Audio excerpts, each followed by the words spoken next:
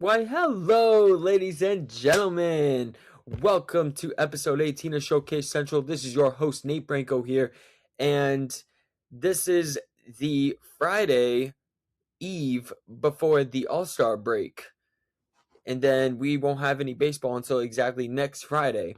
Honestly, next Friday, I don't know if I'll have a video, but on Monday, I'm sure to have one because I will give you guys some predictions. Not the whole entire for the home run derby. Not the whole bracket has been filled out yet, but I will tell you guys step by step of who I think is actually going to advance in this little bracket and that little bracket. I'll give you guys my predictions and we'll see if I'm flat out right. But who knows?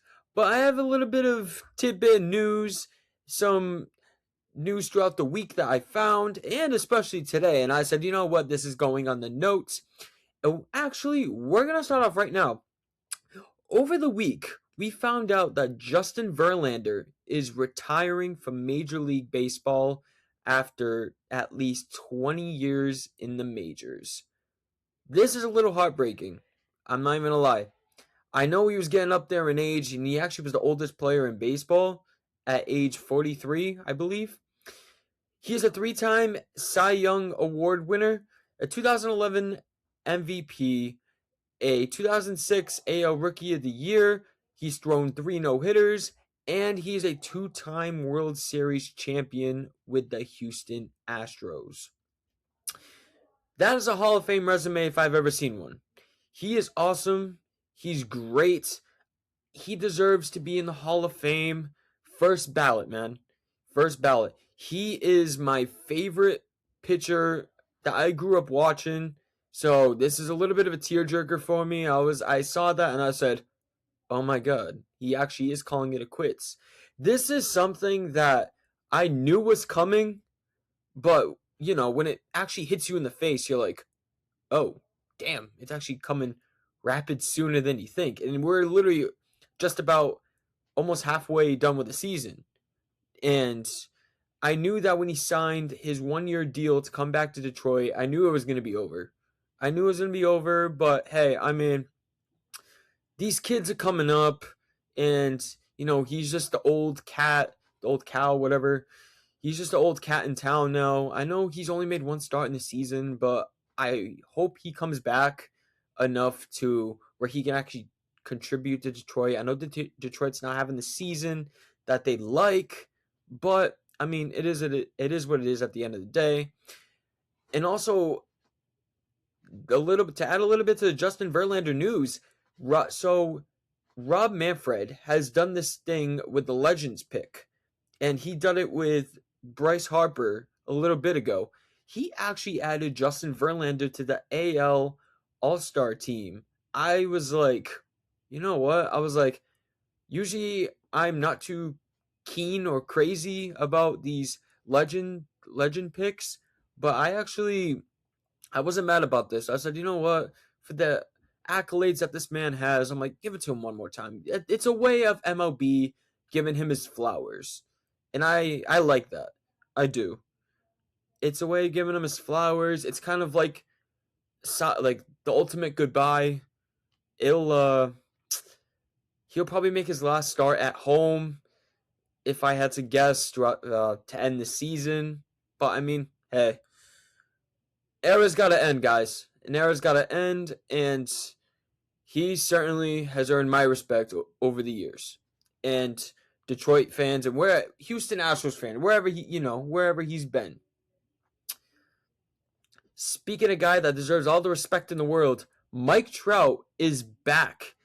And he actually played the last 2 games in the Texas Rangers series, in which they had just completed 2 games ago, which he played those 2 games. And he actually will start in the All-Star game. The Angels activated him from the IL after a hamstring injury. I believe this will be the first time he plays in the All-Star game since 2019. This poor guy has had the injury bug for a very long time. It sucks because just imagine where his career would be if he wasn't consistently injured almost every season. And it sucks because obviously he's a future Hall of Famer. I mean, just look at the numbers he puts up when he's straight up healthy. Love the guy. He is great. New Jersey kid. And he said that this one feels special because this is actually close to him. He's from Millville, New Jersey. And Millville, New Jersey is actually not that far from Philadelphia, Pennsylvania. So obviously we're going to see probably most likely his friends and family there, of course. And so it actually would be nice. It'd be nice for him, just to soak in that feeling, The Angels are probably having one of the shittiest seasons they've ever had, especially with him on the roster in the Trout era. But I mean, hey, I guess you could say him back is somewhat of a bright spot in the lineup and just on their season. Got to have the franchise star healthy and so on. But I don't know what they'll do with him in the future. Who knows? Maybe this is a foreshadowing of sending him to Philadelphia in the future. I don't know. That's something I kind of called a while back, but I don't know, guys. Alrighty, this piece of news shocked me earlier. Let me tell you this. The Marlins are now buyers. So you guys probably heard for a while that they were shopping this person, that person. Sandy Alcantara is in the news. Turns out that is no longer the case. They are no longer shopping Sandy Alcantara, and they will likely add to their roster around him at the trade deadline. They are actually top 10 in runs scored and in team ERA, believe it or not.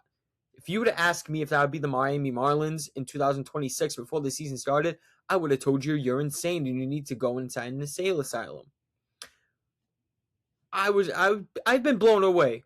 This team has actually been competent this year. They have an above 500 record. They are actually tied with the Phillies right now at 52 and 42 in the division, and also both teams are holding at least 2/3 of the wild card spot in the National League, and both are 3 games behind the Braves, creeping up on them in the NL East. The Marlins' priorities are actually quite simple, and they are pretty realistic because I can see this. But at the same time, I'm not too sure.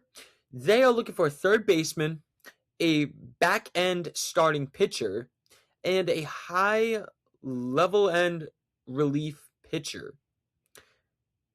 For a team that does not have much in the bank in terms of payroll, they have at least a bottom 5 payroll. So this is something that I could see. I'm not sure what type of pitcher that they'll get. I don't know. Maybe they grab somebody like a Sonny Gray, or they grab just anyone who's on the market. I don't know. Maybe a Reed Detmers, or I don't know. Just anybody aside from Tariq Skubal, because they are definitely not going to grab him. But I can actually see them grabbing a pitcher for the season. I don't see that the pitcher that they end up grabbing, I don't see them actually going to pay them in the future. So I feel like whatever they get at the deadline, it's going to be like, yeah, you know what? We're making the push. We're going to go straight on, see what we can do in the playoffs. But yeah. But we shall see. Excuse me. It seems like they want to win now. From years and years and years of rebuilding, I could definitely see them actually trying to make a push. It'd be cool to see. I don't know if you guys remember them in their little Cinderella run from 2020 during the pandemic. They were actually solid. They swept the Cubs in the wild card series, only for them to lose to the Braves in the NLDS that year. It was something weird to see, but I mean, having Miami back in the playoffs, that'll be extra weird. It'll actually give the Miami Marlins fans some hope. And if they were to grab any of those priority position players, then maybe it actually gives them hope that they'll actually be somewhat okay in the future or whatever.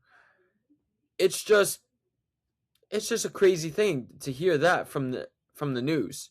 I was like, wow.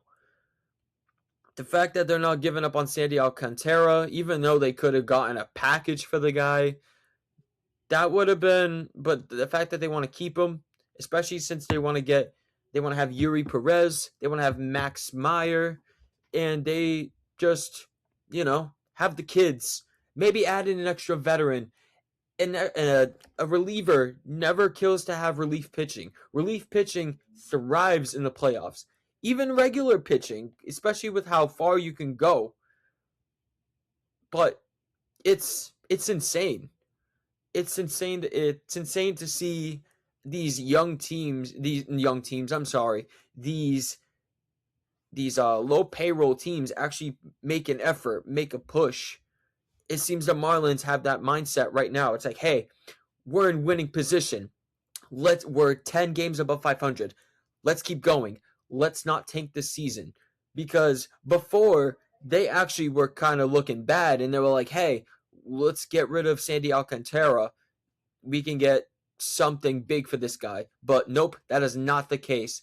That was the case at least a month ago. Now, nope, they changed their tune, and they were like, you know what? Hey, let's go all out. I admire that. They're making an effort. They're making a push. Let's see if they actually make it, or if it's all just fibs. If it's all just lies.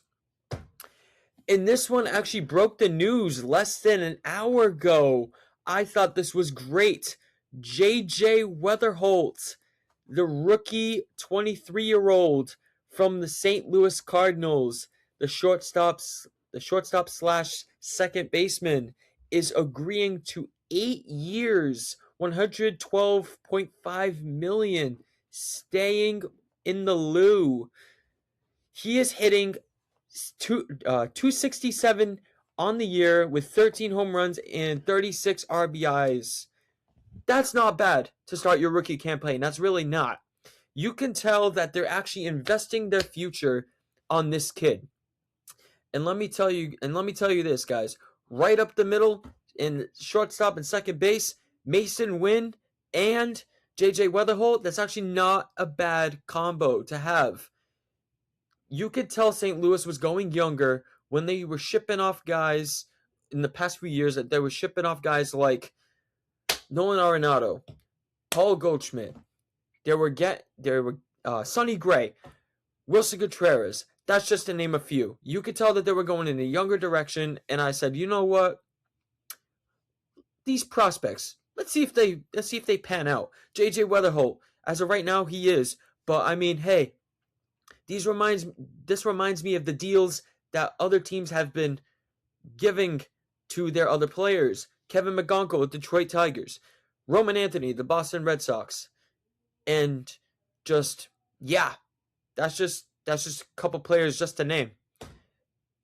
And he's actually making $14 million a year for him, and this is practically on a hometown deal, which is pretty nice. The Cardinals see something in him. He's good with his bat. He plays solid defense. So what I'm trying to say is, did the Cardinals make a smart investment? And did they find their shortstop of the future? I'm a fan of his so far. He looks good. I think that he is a mainstay in St. Louis. He is one of the he is the perfect guy to build around, especially in that lineup. I mean, look at Jordan Walker. Look at Alec Burleson. Look at Mason Wynn. Those guys, man. I mean, that's perfect. A nice little nucleus. Oh, you can even add a little Lars Nootbaar in there too. I like that little core nucleus that's over there. St. Louis has been exceptional this year. They actually have been climbing up expectations a little bit. I thought they were going to be bad, but turns out they're actually proving some people wrong, including me. But I mean, they look good right now. they're actually still keeping in contention with the NL wildcard and including their division. I mean, that division looks good, the NL Central. One of the best in baseball. Usually it's been kind of one of the worst in the past few years, aside from the NL Central. But St. Louis looks good. JJ Weatherholt looks good. Let's see if they keep this momentum going, and hopefully JJ Weatherholt stays in St. Hopefully he is the right guy to lead them into the promised land in the future. We may never know. This is something that we have to keep an eye on for years and years and years to come. Okay, here I go with my DraftKings Lock of the Day, Nate edition. I have the money line on all 4 of these matchups. So here we go. We got the Boston Red Sox over the New York Mets. We have the Atlanta Braves over the St. Louis Cardinals. We got the San Francisco Giants over the Colorado Rockies. And we have the Toronto Blue Jays over the San Diego Padres. Ladies and gentlemen, that is it on Friday's edition of Showcase Central. I will tell you guys right now, go enjoy the weekend. Hope you guys have a great one. I will see you guys on Monday with my home run derby predictions and all. You guys enjoy yourselves. Have a great one. Like this video and subscribe to Showcase Central. I will see you guys soon.